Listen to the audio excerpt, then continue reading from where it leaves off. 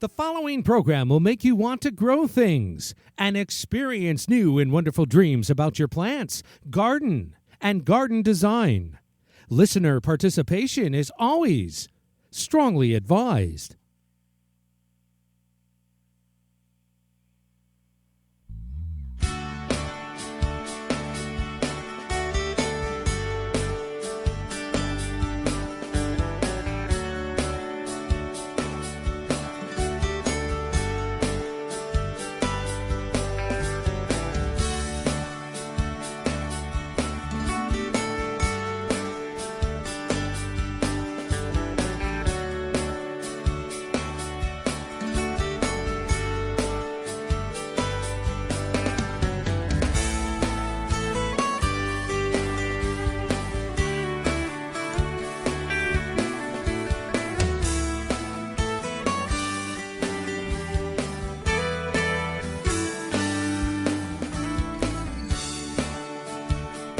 Good evening and welcome to Down the Garden Path with your hosts, Joanne Shaw and Matthew Dressing, right here on Reality Radio 101. To get on board, send us an email right now. Our direct email address is instudio101@gmail.com.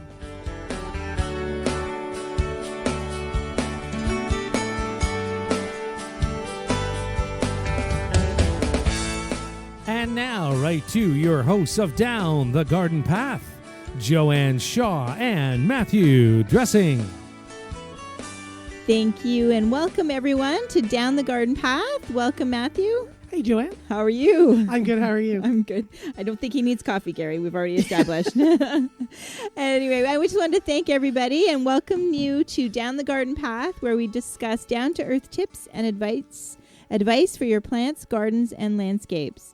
As landscape designers and gardeners, we think it is important and possible to have great gardens that are low maintenance, and we want to help you make it happen.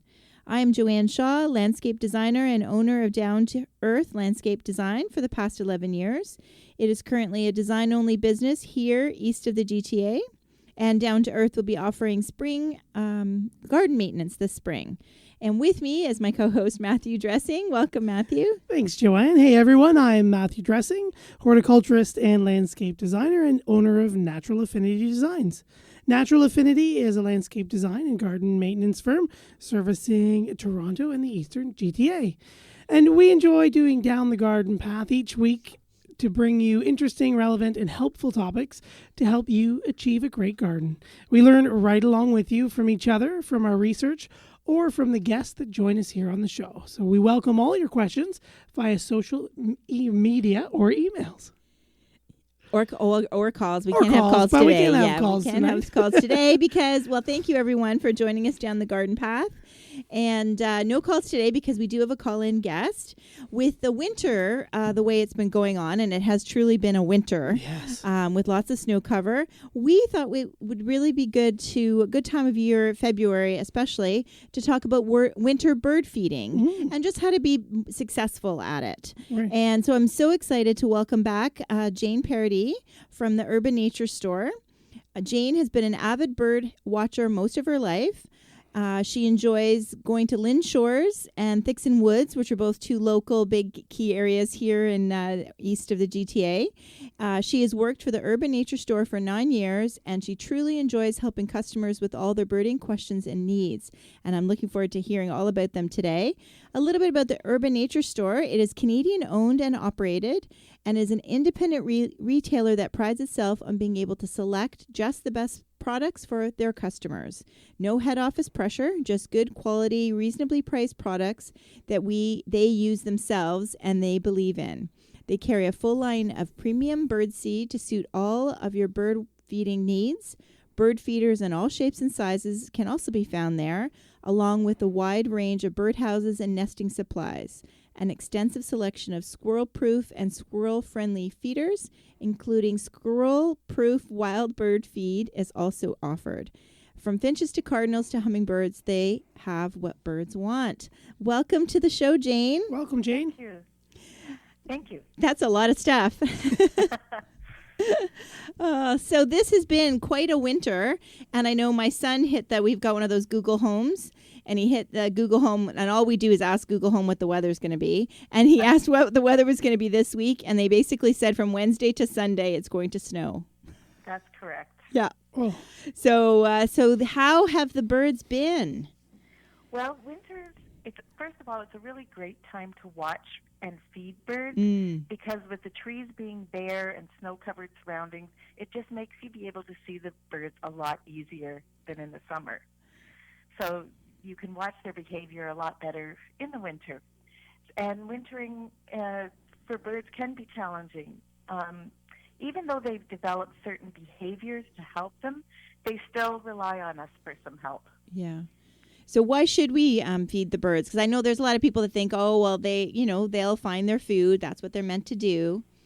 Well, a lot of people say that in the summer, but most people who only feed birds seasonally only do it in the winter. Ah, okay. Because that's when the natural sources are gone. There still are some natural sources for birds, like berries on shrubs and bushes, and woodpeckers can also get into the sap in the trees. So that's a treat for them, and the dormant bugs. Right. But with us offering seed for them, that helps them a lot. And it's important to do because they really need seed that's high in calories and oil and fat. Okay. And there's different types of seed for each different type of birds for the most part. Right, but when you're feeding, if you feed all year, it's important to keep going through the winter. If you only feed in the winter, it's good to start in the fall to get them used to coming to your feeders. Oh, okay. The seed that is really important for the winter would be your black oil sunflower, peanuts, and suet. Ah, yes, suet. And also, you can purchase little suet balls that you can put in bird feeders. So birds that wouldn't cling to a suet feeder would still be able to access suet, which it's really good for them. Oh, wow. Okay. I don't think I remember seeing that. Little suet balls, yeah, they come. We sell them in 3 different flavors. We have them in orange and peanut butter and nut and berry. So it's something that's small that would fit into a bird feeder with your seed. Okay. All right. And it's okay. There's no issue to have it mixed with the bird seed. No, not Okay. at all. Okay. A lot of people like the sunflower hearts, though, in the winter time, just because in the spring there's no cleanup under the feeder because it's a clean seed with no shells. Right. Because sometimes in the springtime you'll have all the shells that have been under the snow, and then when the snow melts, you've got this big mess to clean up. Right. So if you don't mind doing that, that's fine. But if you don't like it, we recommend the sunflower heart and the peanuts out of the shell. Okay. Yeah. Yeah, people talk about the lone sunflower plant that starts to grow, right? And that's not so bad. Then you have a sunflower plant for the birds. Yeah, no, it's true. That's a nice addition to your the base of your bird feeder. Right. So how, and having other things, let's just set things up. So positioning your bird feeder. So now February obviously isn't the best time to start, but it's important to, once you've started, to keep going, correct? Well, I have a lot of customers ask me that, especially ones that are going to Florida. Okay. And if they're going away for 2 or 3 weeks, they're worried that the birds aren't going to have anything to eat. Well, it would be nice if you had a neighbor that could fill your feeders, but if you can't, you don't really need to worry about it. It's just like if a restaurant is closed for a month for renovations, they'll move on to the next feeder that they find.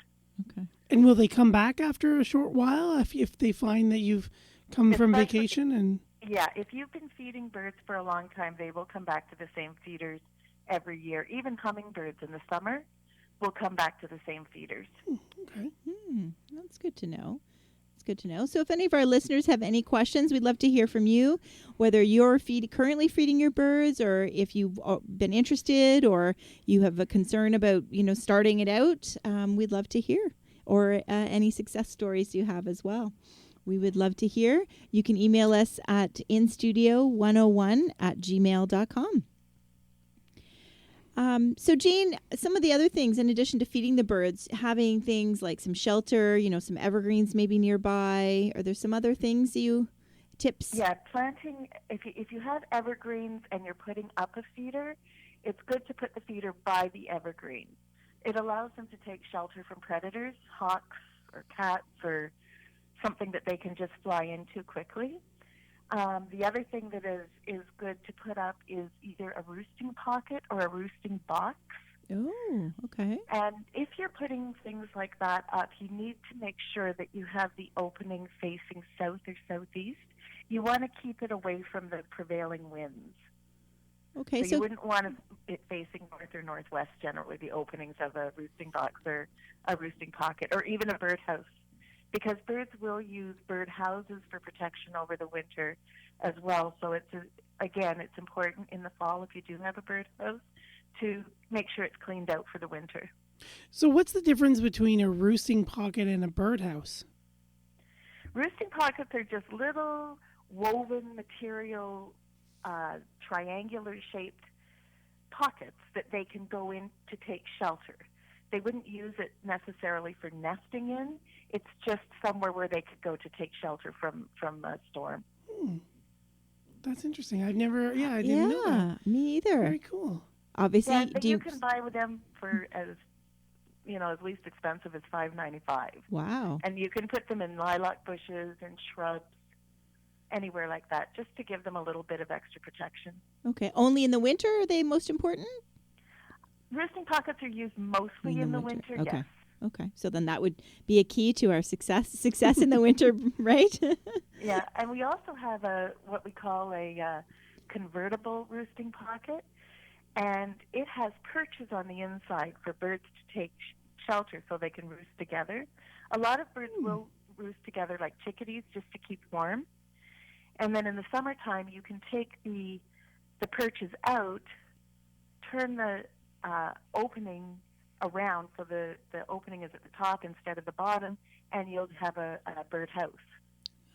Okay. Oh, cute. Okay. And so again, and is there anything else like as far as the difference between the roosting? So I guess, and what else would the birds do in a house that they wouldn't do in a roosting pocket? Yeah. Well, of course, they're going to make their nests in a house. Right. Whereas in a roosting pocket, they wouldn't. They wouldn't have room, right? Yeah. And if you had the convertible roosting box, then you would, like I say, be able to use it for both. Okay. That sounds like a great idea. But birds also do other things to stay warm in the winter. In the fall, a lot of the birds grow additional feathers to provide more insulation. And if you're watching birds, if you see them, it's called feather fluffing, and they look a little bit poofy. Yes. So it puffs out the down feathers to create air pockets that help hold body heat. Okay. Nice. Yes, our indoor bird grows more feathers. So we have a conure, green cheek conure at home. So even though he's inside, so it's they definitely know, and we know when they start to shed those feathers too. That's right. Another thing they do is it's called tucking, and they'll bring their pull one leg up close to their body, and you probably seen your conure do that too. Maybe when he's resting. Yes. And they'll also sit with their backs to the sun if it's a nice day out, and that helps keep their feathers warm. Okay. Yeah. And is there a reason they're back versus their face? I'm sorry? And is there a reason they turn their back versus their face? Well, it just if they're sunning from their back, their wings will often be moving to help increase the feather surface to maximize the sun warming. Oh, okay. So it's much easier. It's more productive for them to do it from the back than the front. Okay. That's so smart. Yes.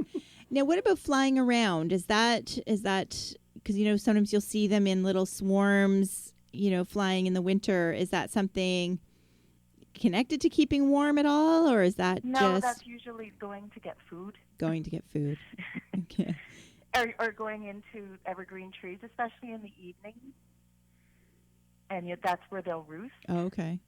If you have cedar shrubs, anything like that, they'll congregate in there, and they'll sit close together, and it helps them keep warm because chickadees can lose half their body weight at night Wow. just trying to stay warm. So that's why it's important to feed the suet and the peanuts. Mm-hmm. I find when we put peanuts out on our ground feeder, that's the first thing that all the birds take. Even the cardinals, everybody. Really? They go for the peanuts first, and then they go for the sunflower after that. At least that's the way it is in my backyard. Yeah. And it's not the squirrels like you're watching. No, we've got, well, our one ground feeder, it's whoever gets there first. Okay. But so far, the blue jays are winning. Right. Because if there's about 10 blue jays there, the squirrel just doesn't even bother. Oh, right. Right. So it's one of those first come, first serve buffets. That's right. That's right. Oh, that's good. So how many feeders do you have at your house? Oh, my goodness. Right now I have a sunflower heart feeder. I have a peanut feeder. I have 3 suet feeders. I still have my finch feeder up. I have one just for safflower, and then my ground feeder. Wow. So 2 of my feeders are squirrel-proof. Okay. So the birds are always guaranteed to be able to get something at those in case the squirrel's at the ground feeder. The safflower feeder that I have is mainly for cardinals, mourning doves, and house finches. And squirrels don't like safflower, and neither do raccoons. So it's a seed that I use all year, and it's high in protein and fat as well for the cardinals. Wow. Now, what about chipmunks? Do they like Chipmunks? Yeah. Well, they're hibernating right now, so I haven't seen a chipmunk since Okay. the fall. But do they like safflower? They like safflower. Yeah, darn. Yes, Okay. they do. I have to put a baffle under that feeder Okay. because I think the doves were in cahoots with the chipmunks, and they'd pass all the seed on the ground, and the chipmunk was just there eating everything. But as I said, the squirrels and the raccoons, they don't like safflower. And neither do grackles. So a lot of people don't like grackles, so if you have a safflower feeder, that'll keep them out of that. Oh, okay. Yes. And grackles, yeah, they're kind of one of those birds that people don't really want. They're not desirable. No, not desirable. A lot of people in the summertime or spring will just put a safflower feeder, a finch feeder, and your hummingbird and oriole feeders, and that'll avoid you getting the grackles and the starlings and the more bothersome birds. Okay. So, in addition, so are there any other tips when you were talking about safflower? So that's a reason to do it because of the high protein, and there's some animals that don't like safflower. That's correct.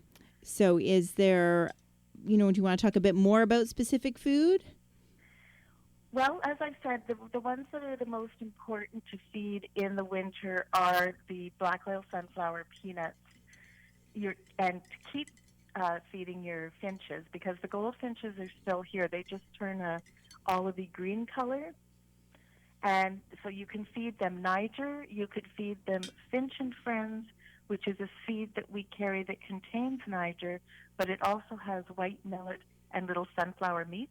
Oh, So you might get additional birds at that. Okay. And then we also have a fine sunflower heart that's crushed, and all of those will fit in the finch feeders. Okay.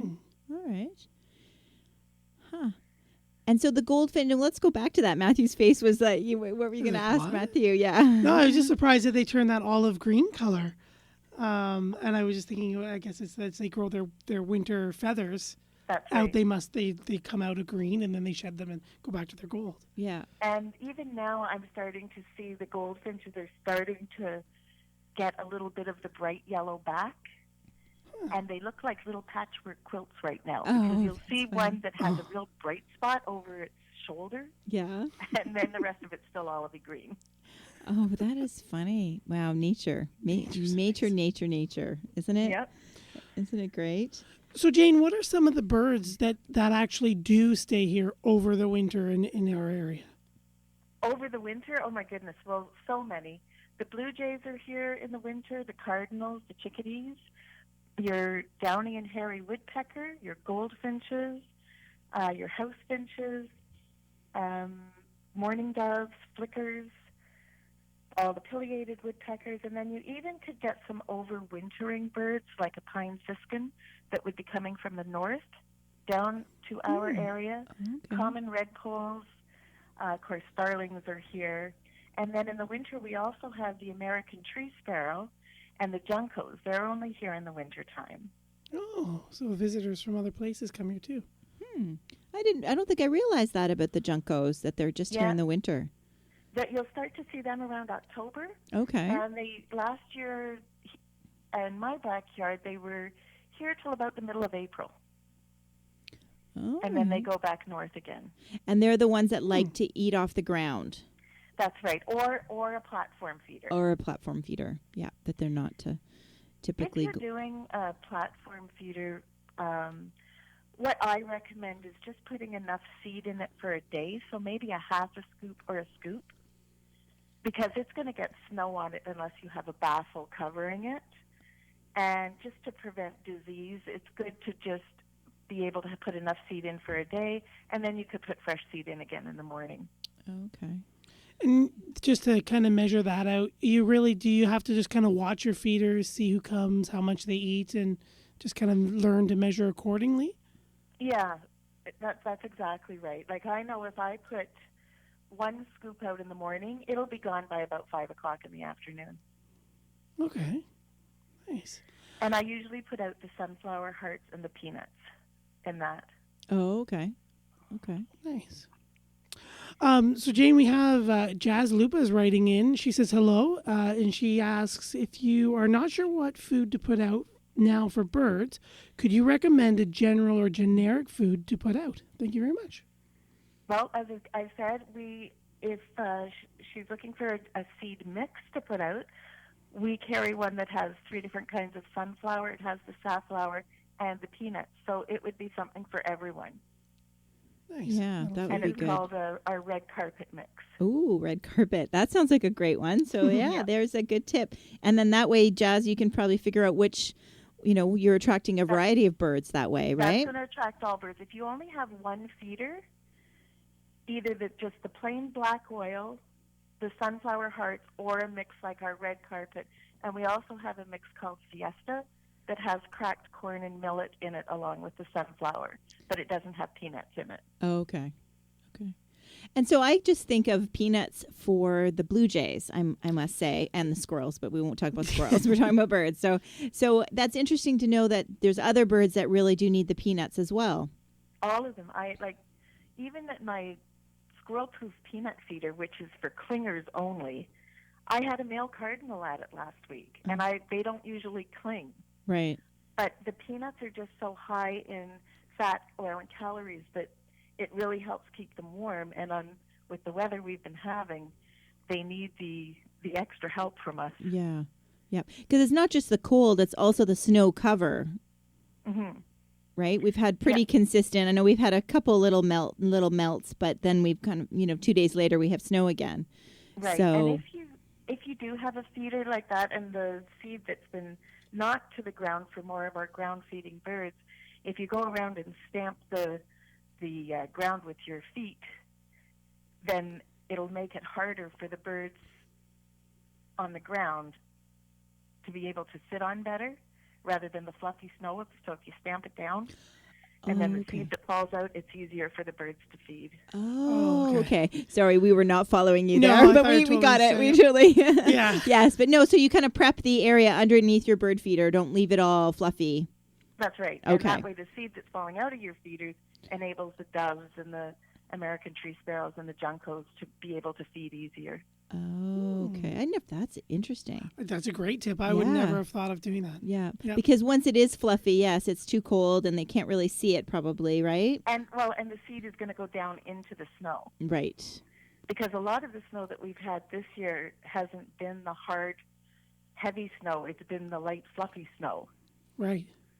And Yes. that's where the seed's just going to disappear down into the snow. Yes. Yeah. I think there's a lot of people that just Saturday snow was finally packing snow. Yes. So we just want to let our listeners know that we are talking successful winter bird feeding today. We have so Nan is just joining us, and she was curious about who our guest is. So it's Jane Paradis from the Urban Nature Store. So we're talking about all things winter bird feeding, Nan. So welcome to the show. Glad that I know people tune in at all different times, so we want to keep repeating that here on Reality Radio 101, right, Gary? So, and what is our email address? Oh, that's right. I was just going to say, and if you would like to write in with Nan and ask Jane a question, instudio101@gmail.com. Write in, say hello, ask Jane a question. We'd love to hear from you. Excellent. Thank you. You're so good about remembering the Gmail address. Yeah, that is true. It has been very fluffy snow, very light, and it's covering other things too, like you were saying about those are natural things that the birds can eat, but not if it's necessarily covered in snow. That's right. Yeah. Another really important thing for birds in the winter is water. Yes. So having a heated bird bath is a good idea because it offers them open water when the temperature goes below freezing. And it certainly has this winter. Mm-hmm. And when you have these bird baths, it doesn't make the water hot. A lot of people think that it's kind of like a little hot tub. It's not. It just stops the water from freezing. But they only work up to a temperature of minus 23 degrees Celsius. And if it goes lower than that, you will see ice form around the outside of the bird bath. But I know we've had a few days like that, and mine has frozen a little bit around the outside. But then, fortunately, it's gotten a little warmer, and it doesn't happen. And we also offer bird bath de-icers. So if you have a bird bath already that you can leave out all year that won't crack, you can put them in as well, and they stop the water from freezing. You just need an outdoor outlet. Okay. And use a cord that's safe to use, that you would use like for Christmas lights or something. An extension cord. So what variety, is there a variety of bird baths like that, or is there just one standard, or can you maybe speak to that a bit? We have all kinds. So okay. We have ones that are freestanding that look like your regular bird bath with the pedestal. All right. We have a couple of models of those. We also have ones that will mount onto your deck. So they can clamp onto a 2x4 or a 2x6. And they're easy tilt for cleaning. You just have to tilt them to get the water out to refill. We have a few models of ones that you can just put on the ground or on a patio table. Oh, okay. Okay. And one of them actually has a shallow end and a deep end. So it has some for the little birds and some for the bigger birds. The deluxe model, huh? Yeah, one of the deluxe ones. But it's also important that you keep the bird baths clean in the wintertime just as you do in the summer. Okay. And you can do that either by using a good bird bath brush, or some of our feeders you can just pop out the top and clean them in your kitchen sink and put them back out again. Oh, nice. Okay. Now, the water will evaporate a little because it is being heated. So I find a 2-liter pop bottle fills my bird bath. Ooh, that much? Nice. Yeah, and that'll fill it. Okay. And mine will stay for about maybe 3 days before I have to refill it again. Okay, so that's not bad. 2 liters for 3 days. Yeah. Yeah. But they really like it, and I tell you, this year I've noticed more birds in the bird bath than I have ever before. Really? Yeah. A lot of people say that they can eat snow. Yeah. But that takes calories, which they need to stay warm. Right. Yeah. So you'll still see them eating snow, which is fine. But if you offer them water, it does help a lot. And you might even see some different varieties of birds that don't go to feeders that are just looking for water. So by offering a heated bird bath or a bird bath de-icer in your bird bath, you may even see a few different species that you don't normally see. Excellent, excellent. So you do at the store carry a range of products as far as the heated bird baths bird baths. Okay. And the bird bath de-icers. And all the ones that you have, you were saying it could go on a tabletop or on like a railing. They could come in like a heated version or are heater compatible as well? These are all heated that I was talking about. Oh, All of them okay. are heated. Oh, Okay. okay. Yeah. We even have one that's called the 3-in-1, and it comes with either a little stand that you could put on a table, or a deck, perhaps, or it could be mounted to a 4x4 post, or it could be mounted to your deck railing. Oh, okay. And you were mentioning keeping it clean. How often do you feel that people should be cleaning their bird baths, either in winter or just in general as well? I clean my bird bath every time I fill it. So, okay. So for you, it would be like every 3 days-ish Yeah. kind of thing based on the 2 Yeah, liters. in the summertime, it's a lot easier, of course, because you can just get the hose. Yeah. Yeah. Yeah. But this time of year, now I bring it in and I clean it and then I put it back out again. Oh, okay. Now, could you just use it year round and just not plug it in the summer? Yeah, Yes. absolutely. Okay. Absolutely. Okay. I know it seemed That's like a silly why question. when people are buying a bird bath for the first time, I suggest getting a heated one, because then you're not going to have to buy another one in the winter. Yeah, Yeah, good, no, yeah. that is a great idea. That is a great idea. And we will talk more about the store, but we do have Ari has asked where your store is located. So there's a number of locations, right, Jane, with the Urban Nature Store? Okay, so we have one in Oshawa on Taunton Road between Ritson and Wilson on the north side. And then we have one in Pickering on Kingston Road by White's Road. Mm-hmm. And we're on the southwest corner. So those two locations are in your GTA East. We also have locations in Don Mills. We have Etobicoke and Mississauga, and we've also just opened a location last spring in Kingston. Oh, nice. Excellent. So so there's lots of options for our listeners, and And there's they're also all the addresses are on our website. right, and also you can order from the website also. That's correct. Yes, we ship right across Canada and the U.S. And the U.S. So because we do have a lot of U.S. listeners, so you can use your U.S. dollars at our Canadian company. And the website address is www.urbannaturestorre.ca. excellent. We were going to talk about that at the end of the show, but I definitely wanted to acknowledge the question when we get the emails in. So that's important to answer them. So, and we have Susan writing in. She's been a big fan of ours lately. And she said, hi, Joanne and Matthew. Again, very nice and informative show for our feathered friends. She never knew that there was so much information to know about birds. Wow. Well, thank you very much, Susan. Thank you for thanks, listening. Susan. And we carry a lot of books as well for customers if they need to know about bird identification. We have another excellent book for the more advanced birders that want to identify bird by their songs. Oh. And it explains all about their songs, and it's actually written by a gentleman in Pickering. Oh, nice. Really? That's neat. Yes, his name's Ernie Jardine, and it's a wonderful reference book for identifying warblers in the spring that you can't always see. Mm-hmm. So if you want to learn to identify by their song, this is a very good learning tool. And that's interesting that you'd be able to read that. That would be, I would think that would be like Like an a audio CD, book. like an audio book or something. Yeah. So it's an amazing book. It took him 12 years to publish. He self-published. Wow. 12 years to write the book. It's just a really amazing, good book if you really are trying to learn about bird songs. Excellent.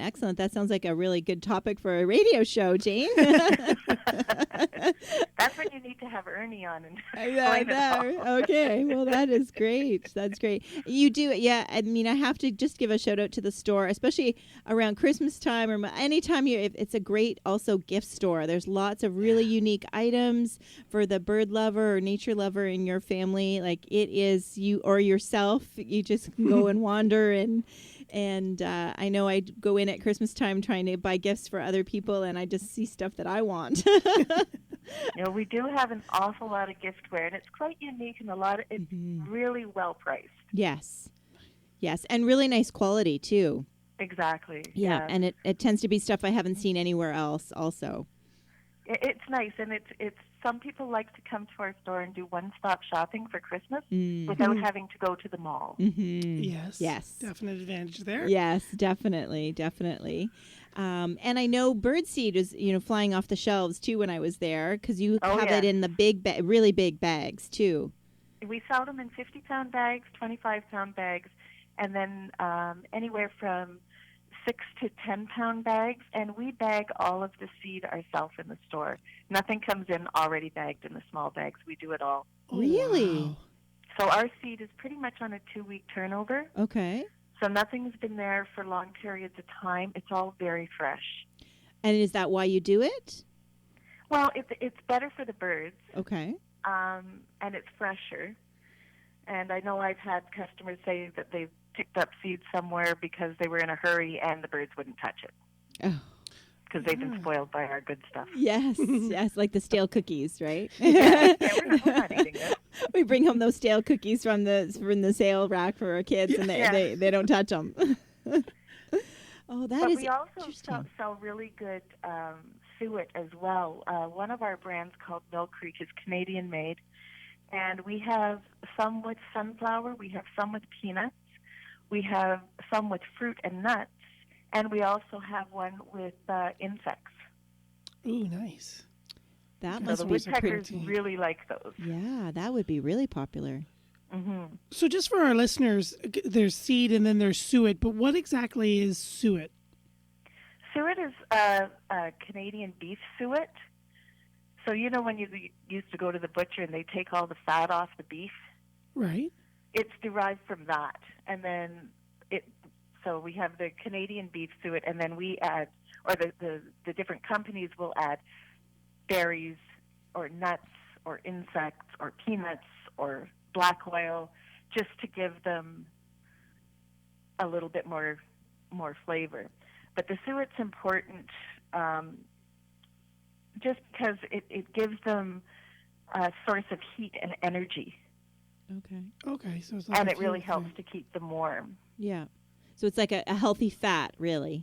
A very healthy fat. yes. Okay. Okay. Okay.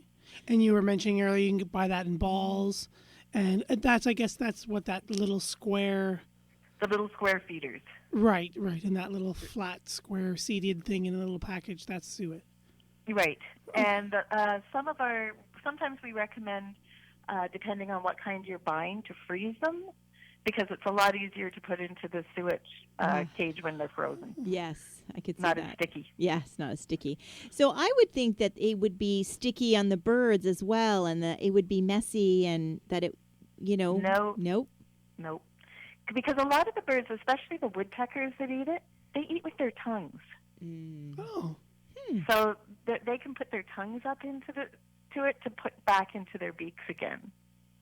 interesting. Yeah. I don't really picture birds eating with their tongues. No. No. The woodpeckers, the flickers, the orioles, all different birds do that. But even the little guys that just eat with their beaks, like your little chickadees and things like that, they just grab a piece, they'll take it over to the tree, and they'll, just like peanuts sometimes, they'll just bang on it, eat it, and go back. Yes.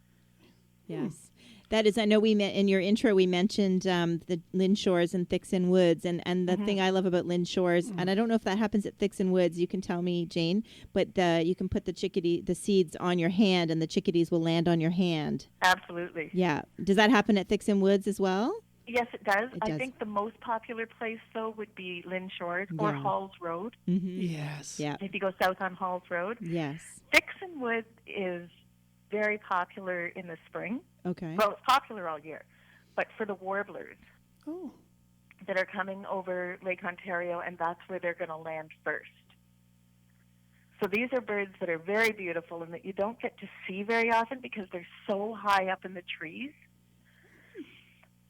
But their songs are beautiful. They're beautiful birds. But the best time to go to Thixon is after a storm has come over Lake Ontario. Oh, interesting. Because then the birds are closer to the ground and they're getting all the little bugs that are flying around. Okay. ah. And honestly, Thixon Woods, a lot of customers go to Point Peely Mm-hmm. to see the migrating birds coming in. We get just as good birds at Thixon Woods. Wow. Really? Yeah. Okay, so for our That's listeners impressive. if you're in the GTA or especially if you're in Durham region, you should definitely check out those three hotspots. Lynn Shores is something to believe. Yeah. Yes, yes. I know. I Lynn can Shores remember. is more family oriented. Yes. A lot of people take their children. Yes, yeah. To teach them about feeding birds, and of course having the chickadees all land. And the little downy woodpeckers and nuthatches will land Mm-hmm. in your hand as well. And my husband had a blue jay land in his hand once. Oh. So depends how hungry they are. Right. But in the wintertime, they're pretty hungry. Yes, yeah. True. Yeah, they definitely are. And so then Dixon Woods and Halls Road are the other two to check Halls out. Road is right by Lynn Shores. Oh, okay. Yeah. And you can see barred owls down there as well, sometimes great horned. Oh, So okay. it's very good. And if you ever go to Dixon Woods, what I did when I first started is I went to where all the gentlemen were with the great big scopes. Uh-huh. And I'd go with my binoculars and just ask, what are you looking at? Because I want to see it. Yes. And the birding community is pretty friendly and helpful. Yes, definitely, Yes. definitely. My mother-in-law and father-in-law are big birders, and they do a lot of traveling around that, and definitely very. And they keep watch on different websites, right? That'll tell you what's especially in the spring or in the fall during migration, what's coming through and what's So that's kind of cool. Instead of hurricane or what is it, tornado chasers, right? Yeah. Bird chasers. Bird chasers. That's right. Absolutely. So That's the birders. That's right. That's right. So food, good food, lots of protein is really important for birds. Just to recap, shelter. Those roosting pockets sound like a really good idea. Yeah. Yeah, they're a lot of fun. And the other thing for we haven't really talked about what kind of feeders to put out.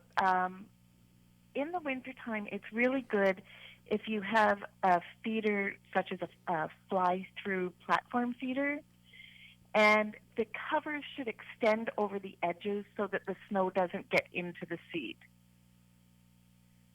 Okay. Okay. So the roof is wider than the base below. Than the base, correct. Okay. Or a big hopper feeder that has perching around that is going to keep the seed dry so the seed's on the inside, so unlike the platform feeders. And if you're worried about snow and whatnot getting into your feeders, you can also put a weather protector or a baffle over the top Oh, okay. to stop the weather from getting in. And we have some feeders that are amazing where the roofs are so big. I have one that I call my snow measurer because it just the snow piles on the roof. Okay. And it does not go into the seed at all. So I can tell how much snow we've had overnight when I look out the window and see how much snow is on top of that feeder. It's on top of that feeder. Oh, that's great. That's great. Yeah, it makes it much easier for then you to replenish the seed. Mm-hmm. You're not having to deal with scooping out the snow, and nobody wants to shovel their bird feeder out, right? Yeah. The only ones you have to be careful with that are the platform feeders. But we have a lot of feeders. And, you know, to get yourself a good feeder, especially if you want squirrel-proof, those are really good ones to go for, and a finch feeder. You know, if you just want to start with one, you get one that's good for all birds. Okay. And then I would definitely recommend a squirrel-proof. Squirrel-proof. All right. And you've got a nice range of those in the store as well. That's correct, yeah. Ranging from about $35 up to $116, depending on what size you want in one brand. And then the Droll Yankees, they carry even bigger ones that hold 5 pounds of seed. Wow. And they range from about 120 to 200. Okay. Yeah, so that's a good range for sure for the feeder. But if you are going to do this, especially if you're just starting out, I think squirrel-proof is definitely the way to go, isn't it? Yes. Yeah. When people are just starting out, there's a feeder that I recommend. It's called the Squirrel Buster Standard. I believe it's $44.95. It's squirrel-proof. Not a lot of money. And it's got very cardinal-friendly perching. Oh, okay. So you want to be careful if you're wanting to get a feeder that's going to feed all birds. You got to make sure that you have one that the cardinals can sit and feed forward. Because if they're the tiny little perches, the cardinals won't really go to that, the little metal perches. And the little metal perch, you mean just like that little tiny spoke that's poking out the side? Correct. So yeah, cardinals need to sit forward to feed. If they turn their head sideways, their croup closes, and they can't swallow. Oh, okay. So you need like more of the perch where is it one of the ones that you kind of see like that like a half ring coming out from underneath? That's correct. Okay. Or a big tray on the feeder. Okay, That they can sit comfortably at, or, we have many to choose from. Or the cardinals also like the platform feeders. Okay. Yes. Yeah. Okay. Yeah, definitely. I could see that. Them dashing in from the evergreens into the platform feeders for sure. Yeah. For sure. And if you have feeders close to your house, like I do, mine are all on my deck because my backyard's actually pretty small. I put window clings on the windows, which stop birds from flying into windows. Yeah. That's a good idea. Everyone hates hearing that thump. Yes, And no That's one right. wants. Definitely. Oh. So by putting these on the windows, the birds see the ultraviolet and they will fly away from it. Okay. Interesting. So you say you have a small deck kind of space. I live in a condo. Do you have any tips for people who might want to do birding on like a small balcony or? Absolutely. We have, first of all, we have window feeders that cling to your windows. Okay. Depending on what floor you're on.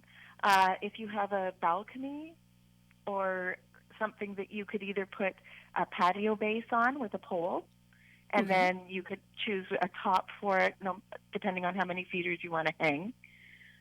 And then we have the railing hooks that you could hook onto the railing or deck, depending on what it is on your balcony, and then that would clamp on, and then you could hang a bird feeder from that.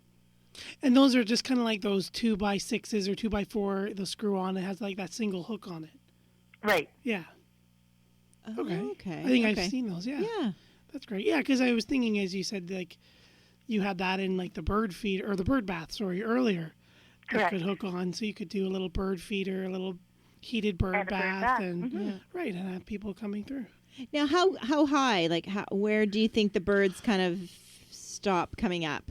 Yeah. Well, I've had customers that have them coming up as high as the 5th floor and 6th floor. Okay. Okay. I'm on the 2nd floor, so. Okay. Oh, well, you're good. Yeah, you're good. But my in-laws are on the 13th floor, so don't think they're not coming up that far. Might be close.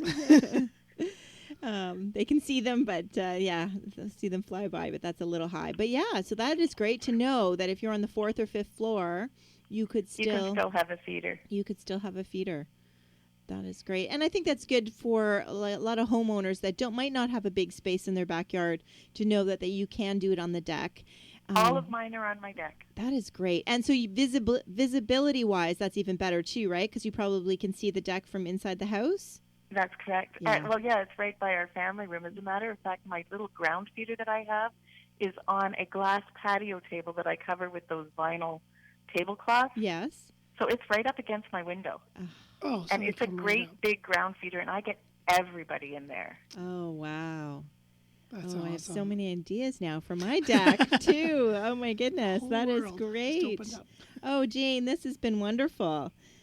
So we do want to recap that the Urban Nature Store. So there's many locations. You can check out the website at urbannature.ca. Thank you.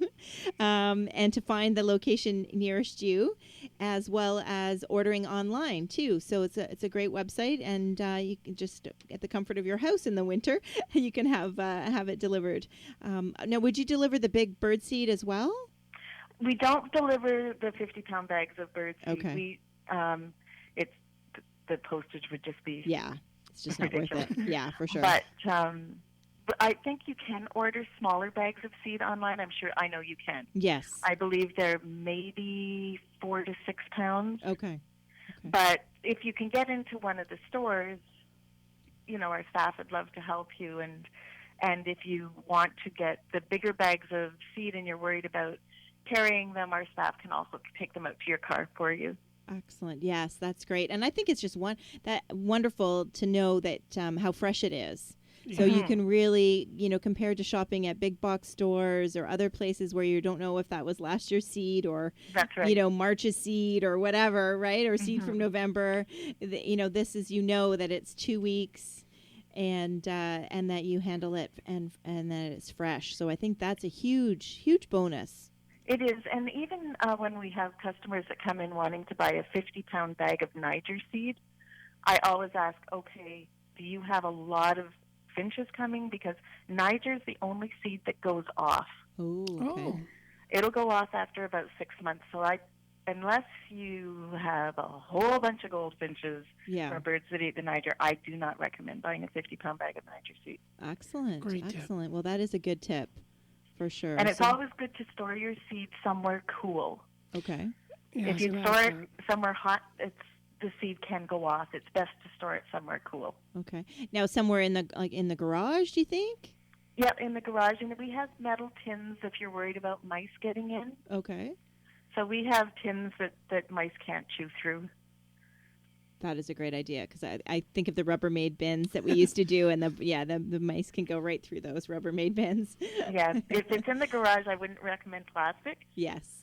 I have one bin in my kitchen, actually, because that's where I'm always filling it from. And it's a great big Rubbermaid one that I cover with a little Afghan, and my cat sleeps on it. Oh, that's funny. I said, you're sleeping on birdseed. He's not allowed out. He watches birds from the inside. Oh, that's great. That's great. So we want our listeners to know that it's never too late to start if you're interested in starting, right, Jane? Oh, never too late, especially even this time of year.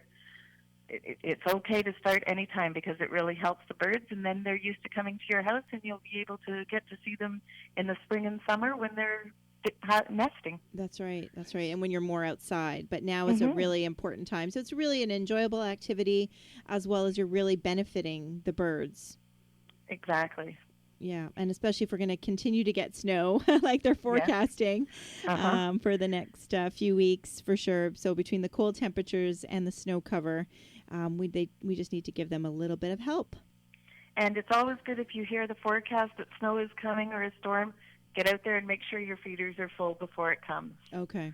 And do that tamping. And when it is snowing, I loved your suggestion about tamping down the base underneath your feeders. Yeah, you can get out there and do the snow dance. The snow dance. Excellent. Excellent. Is there anything else you'd like to share and let our listeners know? We just welcome any of your listeners into our store anytime. You can also call us at the store if you have any questions. We're always there to help. We'll be happy to answer any of your questions, whether you're just getting started or whether you're an experienced birder. Whatever you need, you can always reach us. Excellent. We're open 7 days a week. Yes, excellent. Nice. Well, that's great. And you are on social media, Facebook, Instagram. So that is, they can check that out, you out there as well. Yeah, we are on Facebook, yes. Yes. I thought I saw you on Instagram. But that's okay. Not sure. It's okay. That's pretty bad. No, that's all right. You can't. Yeah, I'm more on that social media bandwagon, so not to worry. So yeah, well, thank you very much, Jane, and we do want our listeners to pop in and check them out, and definitely with that fresh bird seed. And lots of other, great things in the store. So thank you so much, Jane, for all your great tips. Oh, my pleasure. And helping us succeed at winter bird feeding. I think that's a really great topic. So thank you very much for joining us today. Yeah, thank you. You're welcome. All right, and we'll talk soon. Okay. Thank you. Bye, Jane. Take care, Jane. Bye-bye.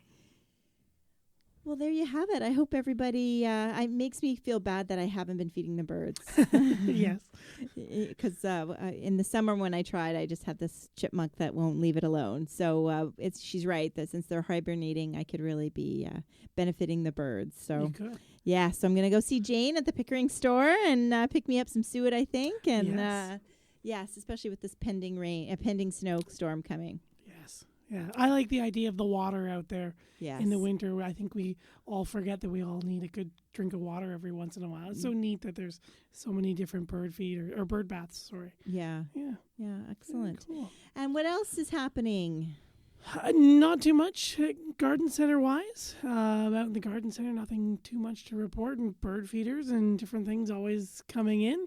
All new products for the spring. But other than that, Yeah, it's a lot of prep for spring. a lot of a prep for spring. Yep, that's Excellent, excellent.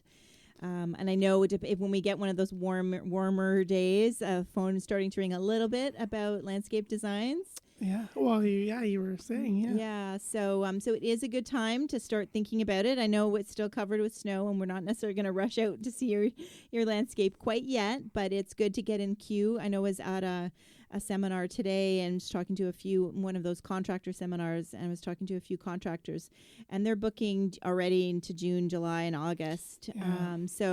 So definitely know that I know I've spoken about it in the store or in the show before that, when you call in March because you think you're being early and you want to be one of the first jobs done. It doesn't like 6 months late. it doesn't work that way. So really the jobs for the, April, May, and June are booked in October, September, October, November.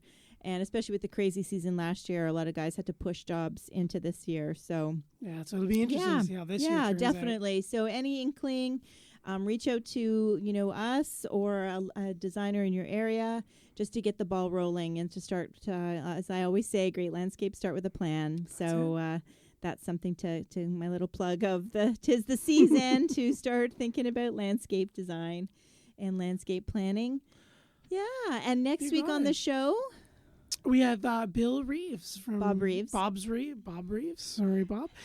From Root Rescue. Yeah. Excellent. So an interesting show on symbiotic relationships with things in the soil and all of our plant roots. So that one should be very interesting. Yes, it's going to be a little scientific, but I think it's going to be, learning about the beneficial. We talked about beneficial insects on the show. Right. So now we're going to talk about beneficial microorganisms that will help our plants grow and be more successful, and anything that helps us be better and gardeners and less maintenance, the better, right? Exactly. Excellent. So I'm looking forward to that. And Sounds good. So I guess we thank everybody once again for joining us here on Reality Radio 101 and joining us down the garden path. Yes, we'll see you all next week. Thanks for joining us. Thanks everybody who wrote in, and thanks again to Jane for coming back onto the show. Excellent. Bye. Bye.